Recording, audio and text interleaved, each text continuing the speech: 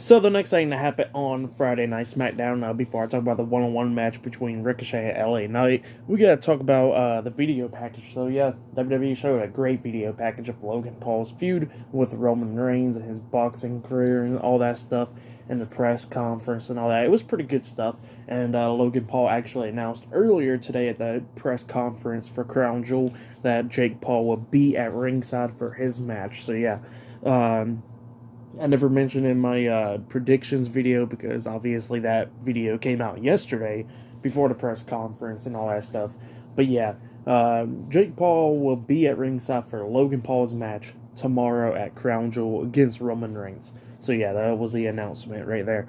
And then we get to the match. Ricochet comes out, and while he's making his way down to the ring, apparently he had like an interview earlier today talking about how he's going to shut LA Knight up and all that because he always thinks that he's too good, but he's going to prove that he ain't and stuff tonight. So yeah, that's what Ricochet said. And then LA Knight makes his way down to the ring. He has a mic in his hands and he starts talking about how the ring announcer got his pretty much, messed up his entrance last week and all that, and she finally got it right, but it still don't matter that he got to do it right. And then he turns around and then he gets hit with a suicide dive from Ricochet, and then we get the match underway. And it was an okay match. It was going back and forth and everything. We see LA Knight try to hit Moonsault at one point off the top rope. But yeah, that's what happened there. But then we get to the ending. Ricochet looks like he's about to pick up the win. He climbs up the top turnbuckle so he can hit that shooting star press on the LA Knight. LA Knight gets back up to his feet. Ricochet jumps off the turnbuckle, but he lands on his feet. He tries to roll up LA Knight for the pin. He pins him. 1, 2. LA Knight rolls back through, but got him into a pin while grabbing the tights and grabs the ropes, and the referee doesn't see that, and he gets the 3 count. So yeah, LA Knight defeated Ricochet tonight in a one-on-one match. That's what happened. For that match, I'll give it 2 stars. That's why I'll give it. It was okay. It was a pretty good match between those two guys. So yeah, that's why I'll give the match. But yeah, actually I'll give it 2.5 stars. That's why I'll give it. It was a good match.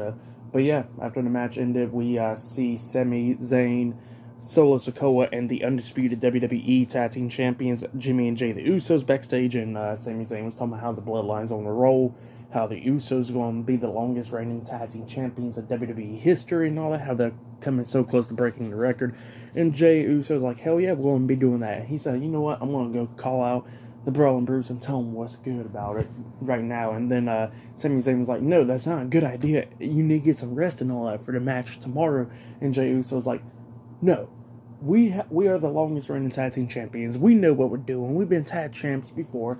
I'm going to go out there and call out the Brawling Brutes. I don't care. And then he walks away, and then Jimmy Uso was like, you know what? He got some point, and he follows it along with his brother. And Sami Zayn was like, no, what's going on? My dogs, where you going? So yeah, just funny stuff like that. But yeah, that's what happened. Pretty good stuff. So yeah, I'll see you guys later until the next thing that happens on Friday Night SmackDown. See you guys later until then.